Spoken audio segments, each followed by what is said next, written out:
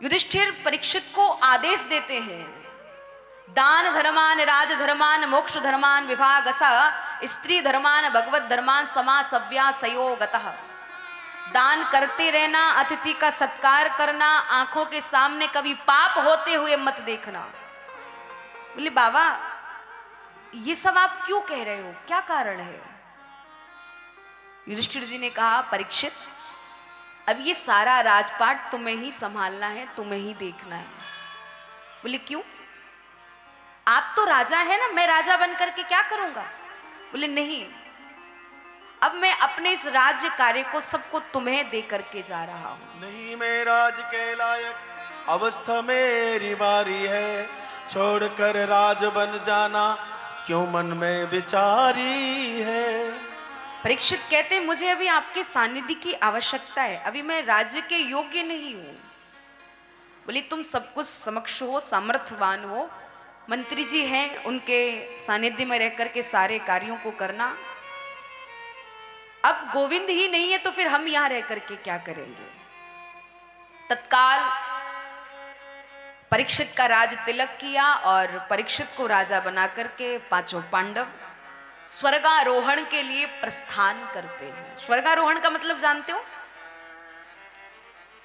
एक साधारण भाव में व्यक्ति कह देता है, बोले वो फलाना व्यक्ति था, ऐसा था वैसा था और कल ही उसकी मृत्यु हो गई।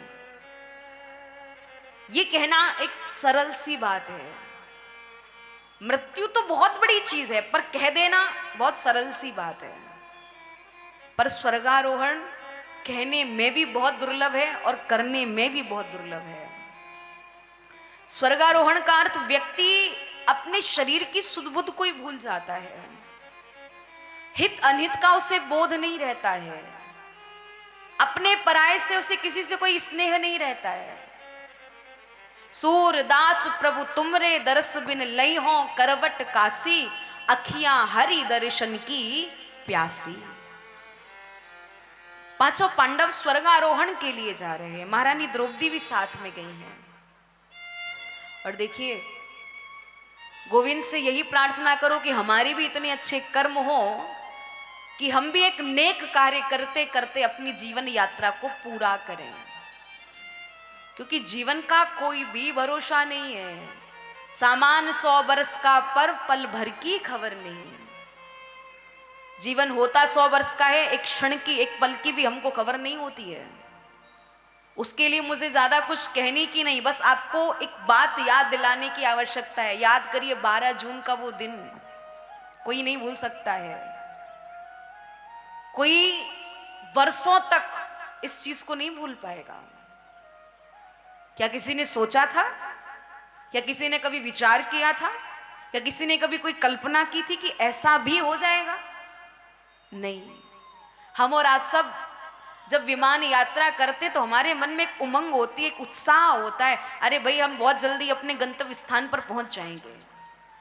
पर किसी को नहीं पता कि हमारी वो सुखद यात्रा किस यात्रा में परिवर्तित हो जाएगी, हम नहीं कह सकते हैं। विमान में बैठने के लिए हमें पैसे की, धन की आवश्यकता पड़ती है, पर विमान से उतरने के लिए, अपनी यात्रा को पूरी करने के लिए तो हमें किस्मत की आवश्यकता पड़ती है, हमें हमारे भाग्य की आवश्यकता पड़ती है। चढ़ना धन से होता है, पर उतरना किस्मत और गोविंद कृपा से ही होता है महाराज। वरना कब किसकी यात्रा वहां पूरी हो जाए नहीं कह सकते हैं। क्या वो 241 लोग जो अपने उस यात्रा को दुखद घड़ी में पूरा किए, क्या उन्होंने यही कल्पना की होगी? नहीं। हम लोग देख रहे हैं, आप भी देख रहे होंगे कि एक एक क्रू मेंबर जिनके घर में उन्हीं के द्वारा उनका परिवार चल रहा था, क्या उनके माता पिता ने यही सोचा होगा?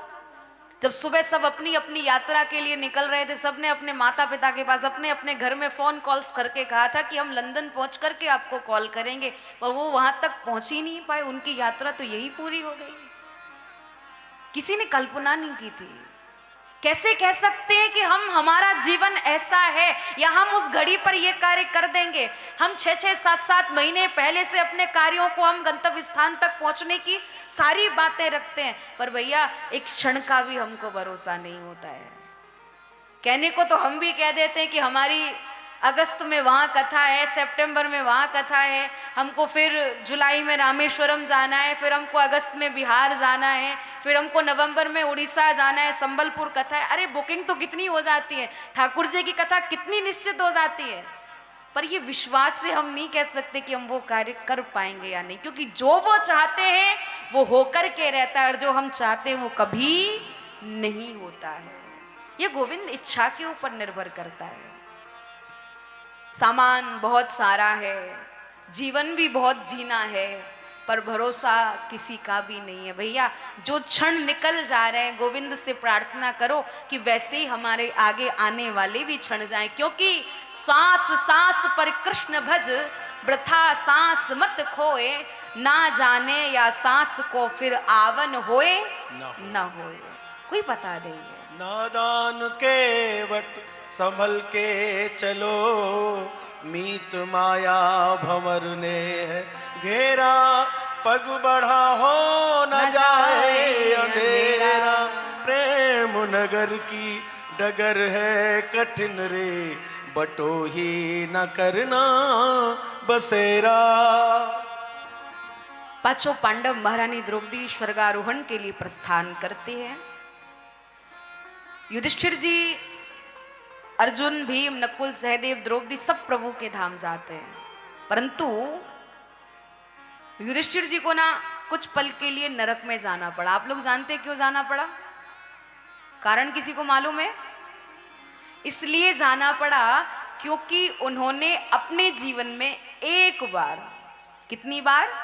सिर्फ एक बार झूठ बोला था। कहाँ गए? नरक गए। अच्छा, हम और आप सब लोग अपने जीवन में कितनी बार झूठ बोलते हैं? अब जीवन का तो छोड़ दो, एक दिन की बता दो, आज आपने कितनी बार झूठ बोला? आज आपने कितनी बार झूठ बोला? कोई गिनती नहीं करते हैं। एक बार सच बोलते तो कहते हैं हरिश्चंद्र हम ही तो हैं, हमने ही तो सच बोल दिया। अरे हम ही तो बोल रहे थे। और झूठ बोल देते तो कहते थे हमने थोड़ी बोला, अरे ठाकुर जी ने बुलवा दिया, उनकी इच्छा से हमने बोला है। अरे जीव झूठ बोल सकता है, परमात्मा कभी झूठ नहीं बोल सकता है। कहने का मतलब, मानव रे झूठ मत बोलो, प्रभु के पास जाना है, वहां हाथी ना घोड़ा है, वहां पैदल ही जाना है। क्यों झूठ बोलते हो? क्या जरूरत है? और भैया झूठ का सहारा अगर आप ले रहे हो ना, तो एक दिन आपका सहारा ही आपका साथ छोड़ देगा। हर किसी का सहारा साथ छोड़ता है। हम झूठ का सहारा ले रहे हैं ना, तो फिर झूठ भी हमारा साथ छोड़ेगा ही छोड़ेगा। इसलिए झूठ बोलने से बचें। सांच बराबर तप नहीं, झूठ बराबर पाप, जाके हृदय सांच है ताके हृदय प्रभु आप। युधिष्ठिर जी ने सिर्फ इतना झूठ बोला था कि एक हाथी का भी नाम अश्वत्थामा और गुरुपुत्र का भी नाम अश्वत्थामा। हाथी मारा गया, पर उनको पता नहीं कि हाथी मारा गया है या वो अश्वत्थामा गुरुपुत्र मारा गया है। इतना मालूम था कि अश्वत्थामा मारा गया। किसी ने पूछा नर या पशु, बोले ये नहीं पता नर है या पशु है, पर अश्वत्थामा मारा गया। यही सिर्फ झूठ था, नरक जाना पड़ा। कल्पना कीजिए हम और आप सब कितना झूठ बोलते हैं। हम और आप सब कहाँ जाएंगे? लगता है हमारे लिए तो ठाकुर जी ने कुछ अलग ही व्यवस्था करी होगी, क्योंकि हम लोग करते क्या है, बैठे होंगे अहमदाबाद में, कोई कॉल करके पूछता है कहाँ हो, बोले भाई अभी तो पूछे मत, फुर्सत ही नहीं है, अभी तो मैं आउट ऑफ कंट्री हूँ, आउट ऑफ स्टेशन हूँ, चाहे घर में ही बैठे हो। व्यक्ति आपकी प्रतीक्षा में बैठा है, कोई आपकी प्रतीक्षा कर रहा है, कोई आपका इंतजार कर रहा है, और आपसे कोई कॉल करके पूछे बोले निकले या नहीं निकले घर से, चाहे घर में ही बैठे होंगे, निकले ही नहीं, बोले हाँ बस निकल गया, अरे बस बैठ ही गया हूं, आ ही रहा हूं तुम्हारे पास। एक तो ये मोबाइल जो हमको एकदम अच्छे से झूठ बुलवाने की फाइनली प्रैक्टिस करा देता है, एक तो इसके माध्यम झूठ बोलते हैं, फिर हमारी आदत बन जाती है। पर झूठ बोलने से बचना चाहिए।